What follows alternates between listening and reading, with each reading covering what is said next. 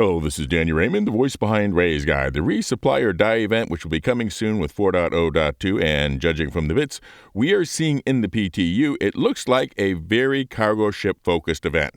So this makes a good time to do something that I've been planning for a while, a set of videos surveying the cargo ships in Star Citizen. But first, a bit of a sidebar about something that seems to have reared its head again, and that is PvE Shards. This time it was started with a post from Montoya reacting to a goodbye letter on Reddit, and then Salty Mike did a reaction to the Reddit post, and then Montoya did a reaction to Salty Mike's reaction to his reaction to the Reddit post, and well, anyhow, these guys have been creating content for far longer than I have, and so they have view counts to a reaction to a reaction to a reaction that I would dearly love to have on original content, so getting on the same bus that everybody else seems to be riding on is necessary to not appear out of it. So let me start with the originating Reddit post, which, to summarize, said Star Citizen takes so long to get into the game and prepared for your plans, and then your plans can be ruined by a PvP griefer. But maybe the solution to that is to implement features to cut down on the uninteresting time sinks, rather than implementing entirely different shards, which is the first point of why PvE-only shards are such a bad idea. You then have to balance and tune for two entirely different game experiences. Do you get rid of contested zones because they are PvP, or do you have to create two sets of contested zones, one that is challenging for PvE-only play and the other that is challenging for PvE with the potential for PvP interactions? Because fundamentally, that is what Star Citizen is. Star Citizen is fundamentally a PvE game with the potential for PvP interactions.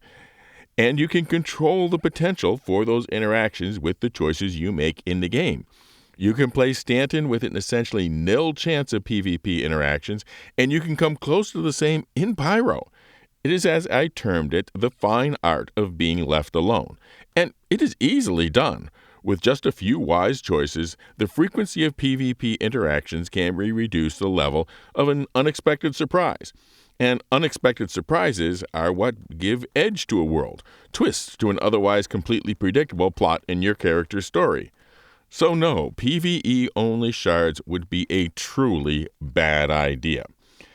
Now, there is an exception to this that we see every so often when something like the Daymar rally happens and the troublemakers have a very fixed time and place to hit, and the usual verse dynamics do not hold.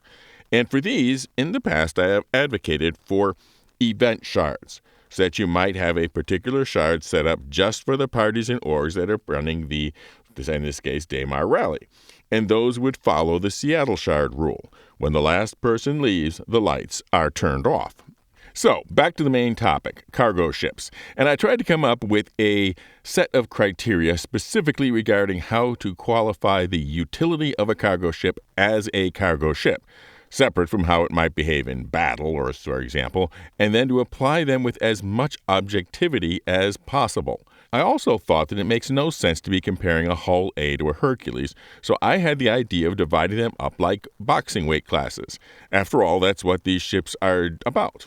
Boxing. So here is what I came up with. Feather freight are 20 SCU or less. Light freight are from 21 to 63 SCU. Light middle freight are from 64 to 95 SCU. Middle freight, with the subject of this video, is from 96 to 200 SCU. Light heavy freight from 200 to 500. Heavy freight from 500 to 1500 SCU. And then the super heavyweight class, for which, for the moment, the only containing the Hull C. So then, what are the criteria? First, easily enough, is the number of SCU, and for this I am going with the official gridded capacity. Now, yes, many ships can handle extra crates, but rather than trying to figure out that precisely for each ship, I decided to instead include that in the second category, vehicle capacity. For vehicle capacity, I created a score for each ship, dividing it into whether it can hold small bikes, large bikes, buggies, and rovers, but with a bonus to the score if it could hold those while still carrying the full rated cargo capacity. Then the third category was whether the ships could carry an Atlas cargo loading exoskeleton, with the extra bonus if it could carry the Atlas, again without losing any of its cargo grid space. The fourth category next is how efficient the cargo grid layout is. So, for example, the Raft's 96 SCU can be fitted with just 3 SCU boxes, so its efficiency rating is 32, whereas the Constellation requires 10 boxes of various sizes to fill up its 96 SCU grid, or an efficiency of 9.6. The fifth criteria was how easy the ship was to load, with the highest rating going to external cargo grids or platforms, followed by wide and tall ramps, and then longer and narrower ramps. And then the sixth criteria was a bonus for ships that had onboard tractor beams. So then I used the geometric mean of these 6 scores to get a composite, which is the source of the placement, and then divided the ship value by that to get the value rating, smaller numbers being better. So let's talk about the half-dozen ships in the middle freight class. From the smallest to the largest, they are the Raft, Constellation Andromeda, Mercury Starrunner, Freelancer Max, Zeus Mark II CL, and the Constellation Taurus. Are those the only ships that can be used for freight? No. I am limiting this to the ships and variants that are focused freighters. So, 6th place, the Zeus Mark II CL. The 128 SCU is better than average for this weight class, but the CL falls down based on having a very awkward layout, forcing you to use a larger number of small boxes, which hurts the efficiency greatly. It will also not hold rover-sized vehicles because of the door dimensions, and the cargo grid comes so close to the door that neither vehicles nor an Atlas can be carried without losing cargo capacity. So all in all, it is not an easy ship to work with. 5th place, the Argo Raft. The Raft really shines on 2 of these criteria. The 96 SCU of cargo can be placed with just 3 32 SCU containers, as I said earlier. It is the most efficient layout by far, and the external cargo grid makes for the highest ease of loading score. But it also means that the Zeus has no score for carrying vehicles, for bringing along an Atlas loader power suit, and no onboard tractor beam. 4th place, the Freelancer Max. The Max got bonuses for how well it could carry vehicles, how it could do a ride-along Atlas without losing cargo space, but both the efficiency and ease of loading suffered from the long and narrow cargo hold and a middle section that is nearly inaccessible. 3rd place, the Constellation Andromeda. The cargo lifts resulted in a high efficiency score, and the vehicle handling capability is excellent, as it always has been, which is not surprising as the Ursa rover was purposely designed to fit in the Constellation. 2nd place, the Mercury Starrunner. The Starrunner's wide ramp and shallow cargo bay helps with the vehicle carrying capacity, including that small buggies and Atlas loaders could be carried on board without reducing cargo area.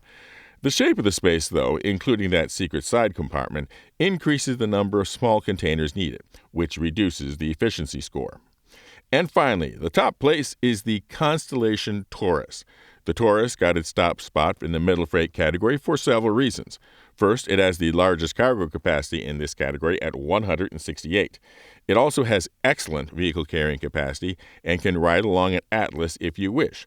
The drop-down cargo platform is easy to load, and the onboard tractor beam is superbly well located to access the cargo. Now, of course, you may have your own criteria and your own favorites. Feel free to include them in the comments. Now for an update on my giveaways. First, we have a special giveaway for the captains of dual VKB Gladiator joysticks coming along nicely. Also, I'll be having a special skills contest for channel members to earn a chance at a Mirai Guardian or a Mist Fortune. Then we have the annual IAE Week giveaway coming up this year for the shiny stainless steel serious shipping ship, the Starlancer Max, and the Grow the Channel ship giveaway at 20,000 subscribers for the winner's choice of the marvelous multi-role multiplayer mining meta, the Arasta, or that Banu Big Box Bargain Bazaar, the Merchantman. 1 entry per video. Members are entered automatically. Everyone else just subscribe and comment with the secret word. And the secret word for this video is what I suggested for handling griefers at events like the Daymar Rally. Fly safe, keep it real, and I'll see you in the verse. This is Daniel Raymond for Ray's Guide.